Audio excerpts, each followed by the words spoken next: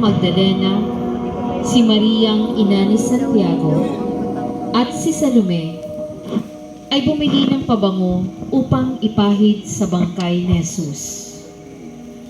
At ng linggong umaga, pagsikat ng araw, sila'y nagpunta sa libingan.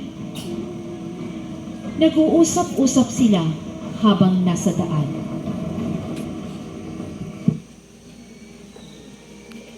Sino kayang mapakikiusapan nating magpagulong ng bato sa libingan ng Panginoon? Sino nga kaya?